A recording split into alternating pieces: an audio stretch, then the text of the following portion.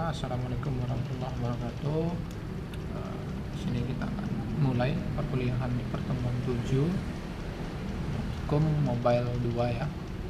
Sebelum perkuliahan dimulai, marilah kita membacakan doa menurut agama dan kepercayaan kita masing-masing, agar ilmu yang kita dapatkan ini bisa bermanfaat dan menjadi amal ibadah ke kitanya nantinya. Oke, doa dimulai.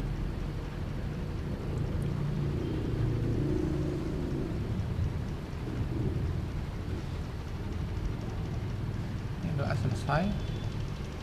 Nah, kita akan mulai mengenai pertemuan 7 ini. Yang akan dibahas adalah data dan akses file lokal. Di sini salah satunya untuk pembuatan aplikasi baca tulis file namanya. Jadi di sini mengenai teori singkatnya itu adalah mengenai objek file ya, yang dirancang untuk membaca atau menulis data. Jadi misalnya kita membuat file, image atau yang lainnya yang diubah melalui jaringan. Jadi di sini kita bermain dengan file namanya. Kalau kita sering melihat aplikasi ya, ada kan namanya bagaimana penginputan data dari penyimpanan. Dari penyimpanan itu kan kita ambil data gitu, kita upload. Bisa kalau di Android aplikasi Shopee gitu kan, untuk ngupload foto gitu. Jadi di sini ada juga bagaimana cara dasar penggunaan penyimpanan, penyimpanan internal atau eksternal. Jadi di Android itu ada namanya penyimpanan internal ataupun eksternal. Di perangkat Android masing-masing lah pasti ada penyimpanannya. Lalu dalam hal ini penyimpanan internal ya, ada beberapa pengertian di sini. Penyimpanan internal itu maksudnya dia filenya itu, penyimpanan itu bakal selalu stay ya, selalu ada. Lalu file yang disimpan di sini hanya bisa diakses oleh aplikasi default. Pada saat user melakukan uninstall, sistem menghapus semua file app dari penyimpanan internal. Penyimpanan internal paling baik pada saat kita yakin apakah aplikasi lain bisa menghapus file kita atau tidak. Oke, jadi ini salah satunya penyimpanan yang baik itu di penyimpanan internal. Baru ada juga penyimpanan eksternal, yaitu tidak selalu ada. Lalu karena user bisa memasang penyimpanan eksternal seperti USB, kemungkinan mencopotnya kembali dari perangkat kita. Bisa dibaca di mana saja, sehingga file yang disimpan di sini bisa diakses di luar kontrol kita. Bila user menginstal aplikasi Anda, sistem menghapus file aplikasi Anda dari sini bila kita menyimpannya dalam directory dari get external files directory. Jadi di sini maksudnya adalah, kan dulu kalau kita sering punya handphone itu kan Android, kita bisa memilih penginstalan aplikasi itu, pilih apakah internal ataupun eksternal. Jadi kalau misalnya kita menginstal di internal, maka aplikasi yang kita install tadi bakal tetap ada dan filenya tersimpan dalam aplikasi default. Lalu ketika kita misalnya menginstal ke dalam external memory, misalnya aplikasi kita sudah selesai, kita mau install, kita install ke eksternal, maka ketika memory card atau USB yang dicabut tersebut, aplikasi kita tidak bakal jalan, karena aplikasi yang sudah diinstal tadi, file-file yang penginstalannya tersimpan di dalam penyimpanan eksternalnya. Jadi sini adalah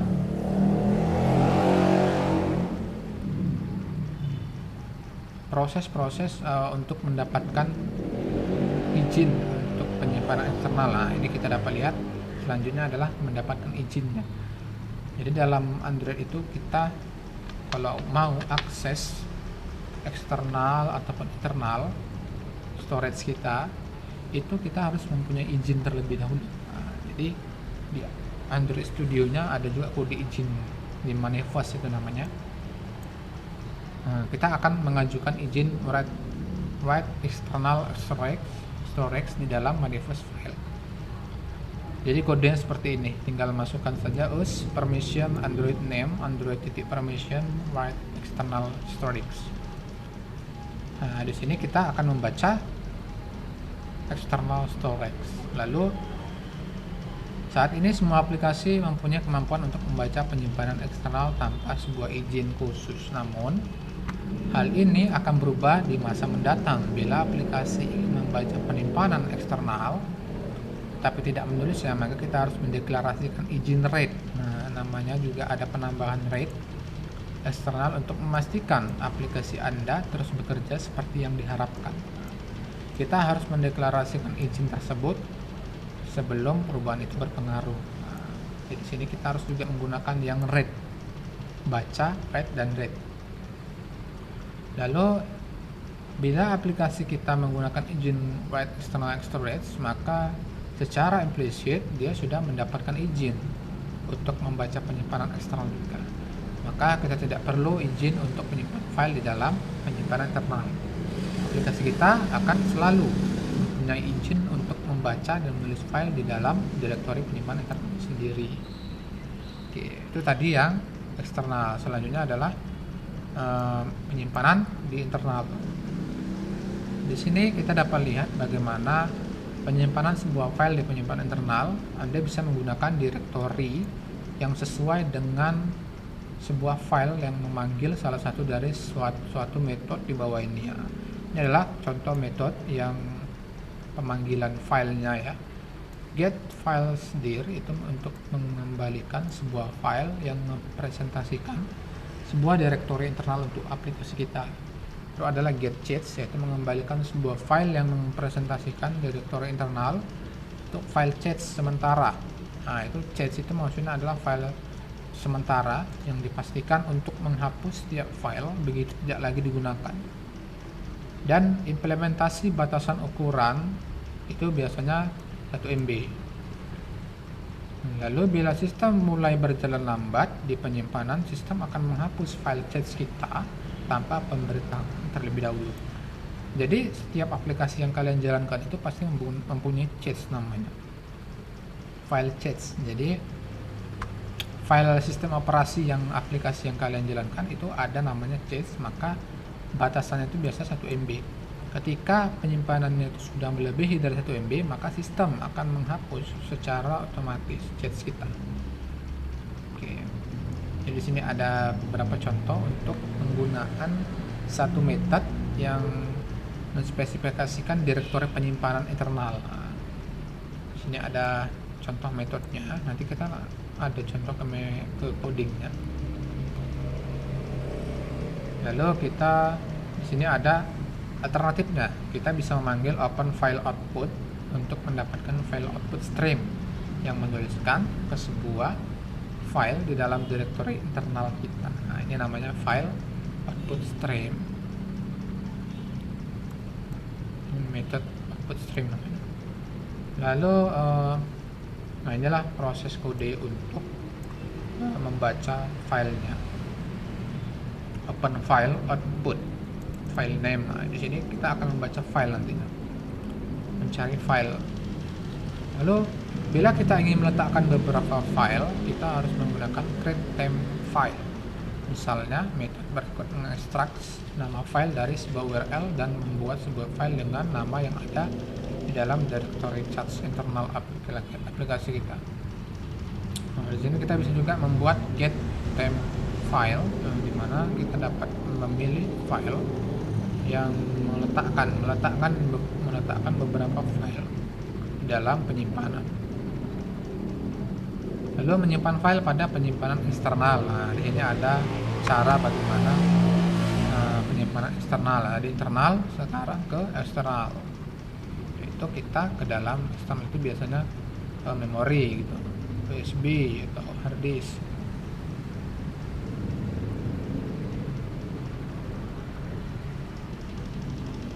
Terus kita lanjut ke dalam kode ya, langsung ya. Lanjut ke kode, ini penjelasannya bisa dibaca-baca. Nah, jadi kita prakteknya itu hari ini membuat project seperti ini layoutnya. Layoutnya ini seperti ini tampilannya. Lalu kita akan buat bagaimana cara pembuatannya. Oke, saya akan langsung contohkan ya. Pertama, kalian membuka Android Studio.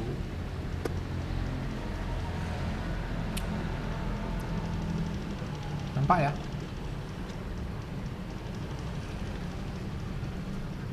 Di Android Studio nya dibuka. Seperti biasa, bagaimana pembuatan project awal, kita harus menggunakan internet.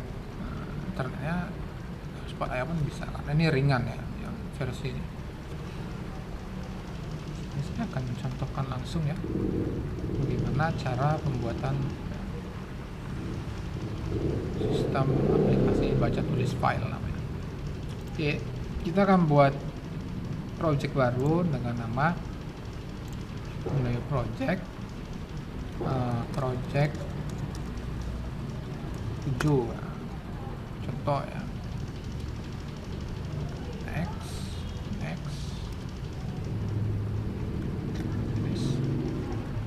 Oke, ingat di build Gradle,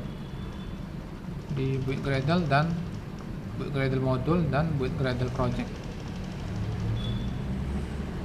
Di sini kalian harus samakan terlebih dahulu. Jadi nggak sulit ya. Jadi kalian tinggal Ctrl A.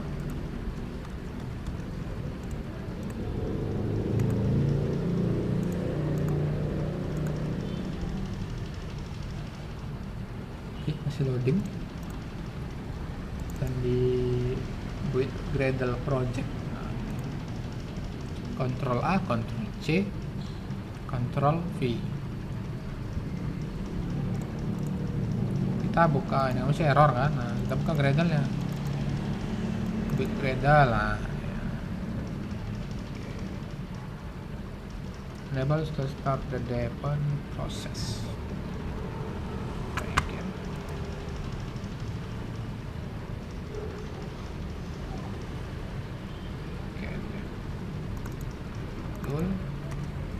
Kita buka Gradle modulnya.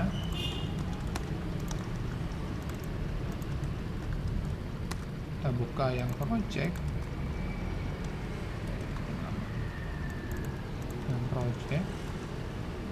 Samakan. Oke, try again. Maka akan otomatis pasti bisa. Gradle build-nya harus finish di sini. Gradle build harus finish, maka disitulah kita akan mulai project awalnya, pembuatan layout. Buka ini folder-foldernya biar enak ngerjainnya. Trash-nya buka, layoutnya buka. Itu aja standar pembukaan dari Android Studio. Kan gampang. Ya, sulit lah saya rasa. Nanti buat videonya gitu aja. Videonya tinggal buka aplikasi yang sudah selesai kan, buka, jelaskan, direkam lah buat videonya ya. Ingat itu nilai praktikum ya, jangan diabaikan. Kalian abaikan, maka nilai praktikum kalian tidak ada. Kalau misalnya nilai praktikum kalian tidak ada, jangan salahkan saya, karena saya juga sudah memberitahukan ini dari hari ini ya. Ada waktu sekitar 4 hari lah kemungkinan. Pasti bisa, karena kan sudah mengerjakan semua modul kan, sudah saya kirim, video saya kirim kan, udah tinggal dilihat video-video saya itu. Pasti berjalan, karena project itu ada prosesnya. Jadi buat aplikasi itu nggak bisa langsung tiba-tiba udah jadi gitu. Nggak bisa gitu. Jadi semua itu harus ada proses bagaimana pembuatannya. Oke, kita akan coba di sini.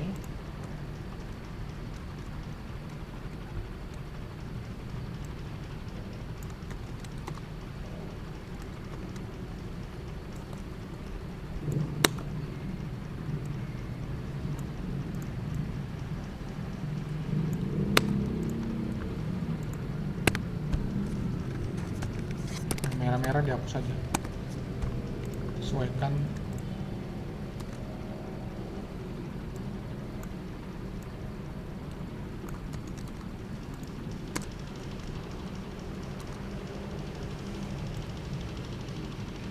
Ini sebenarnya kalau di lab itu kita mengetik ya, kalian tuh mengetik kode. Ini karena online, ya udahlah.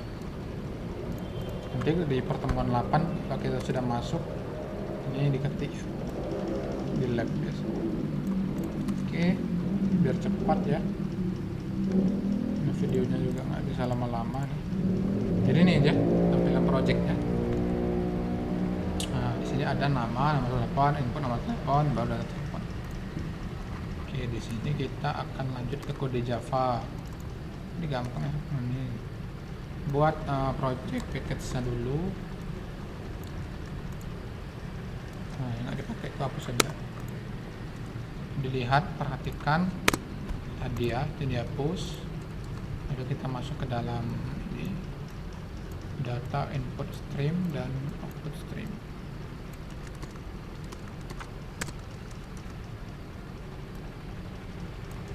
Java IO. Kita masuk ke dalam ini, kita buat variabel terlebih dahulu. Lalu kita masuk ke dalam ini nggak usah ya, toolbar ini nggak usah, sampai ke kita menghubungnya. Lalu ada event,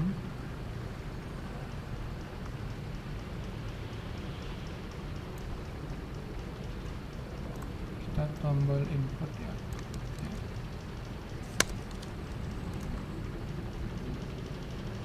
Kita buat unclick view.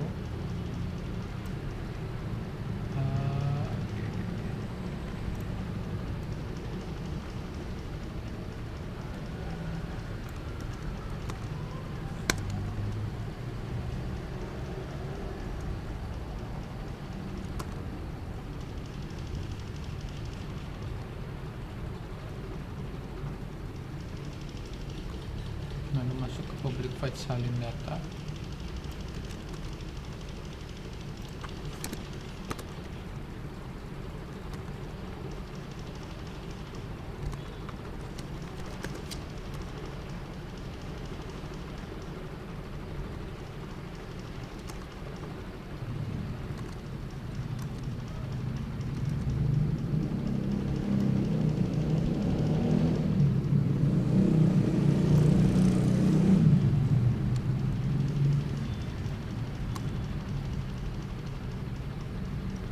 Sampai sini nggak usah ya.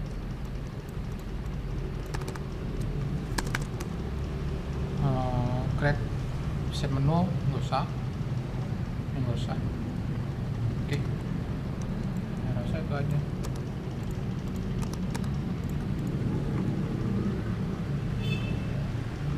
Ini menu nggak usah. Jadi kita nggak pakai menu toolbar ya, nggak usah, bisa dibuat. Kita tambahkan uses permission di manifest, tambahkan di sini manifestnya. Kita coba proses dulu ya.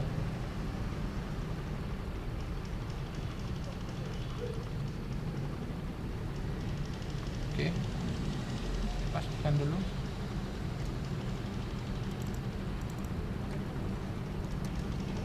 Di bagian public void salin data,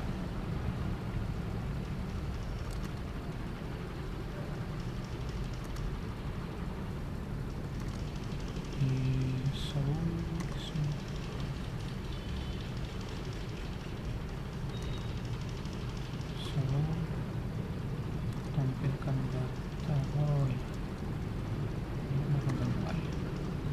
so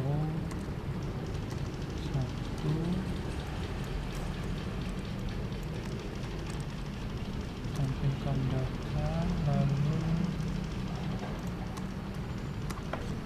ini ada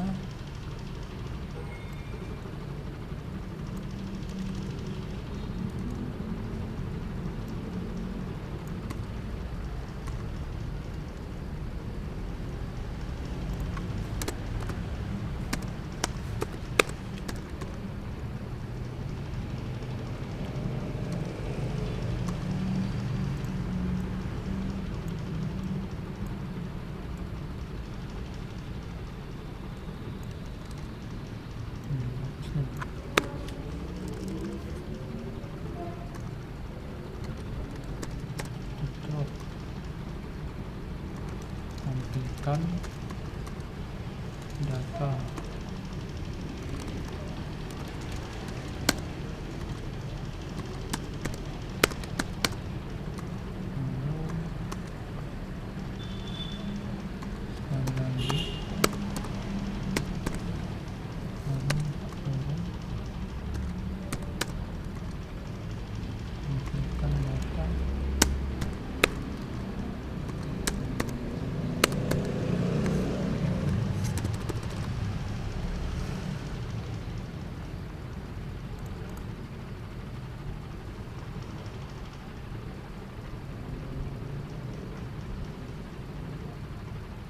Oke ya, sudah finish ya.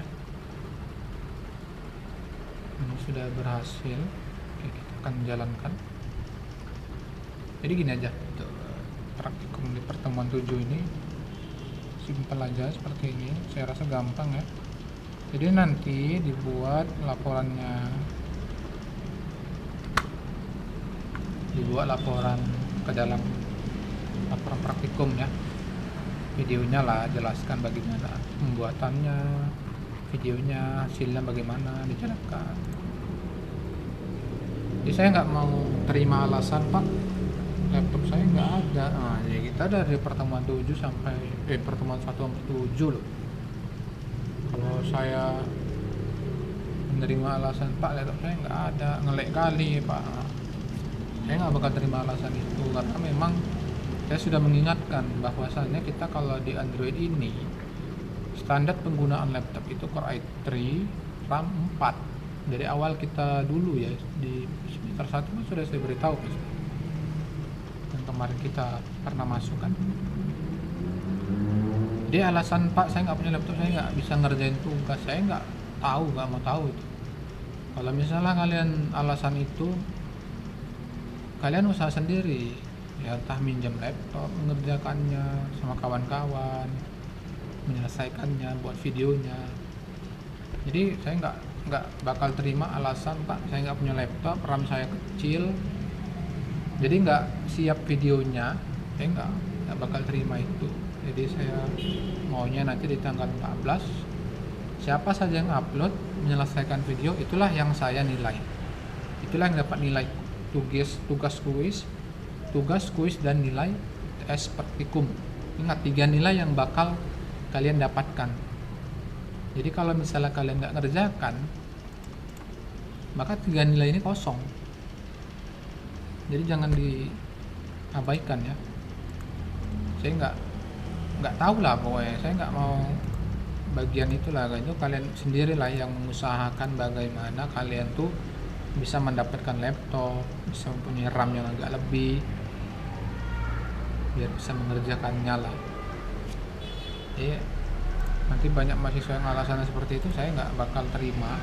Saya nggak bakal kasih keringanan lah, karena saya udah kasih keringanan sekali nih. Saya udah kasih keringanan untuk kalian bisa hanya mengerjakan video, maka kalian bakal dapat 3 nilai sekaligus, nggak sulit. Hanya video evaluasi yang modul yang saya berikan, nggak mau saya nggak ngasih ini kerjakan buat kode sendiri ya, saya nggak mau gitu. Saya nggak ngasih yang sulit-sulit lah kalian, karena kan saya paham juga mengenai laptop, mengenai spek laptop kita. Jadi kan nggak bisa lah kita paksakan semua project. Jadi ya project yang mudah-mudah ini di jalan ya. Oke, berarti seperti ini aja hari ini. Ya, harap bisa dikerjakan lah ya. Gampang nih. Saya stop dulu ya share-nya.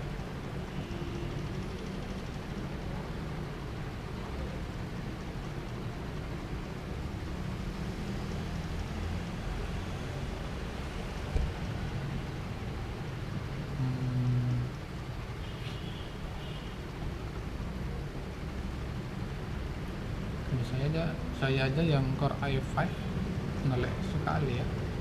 Nggak ngelek sih, cuman agak berat sedikit kalau kita menggunakan F5. Jadi yang laptopnya Core i3 pasti jalan kok. Ting sabar lah menunggu. Oke, saya stop dulu recordnya.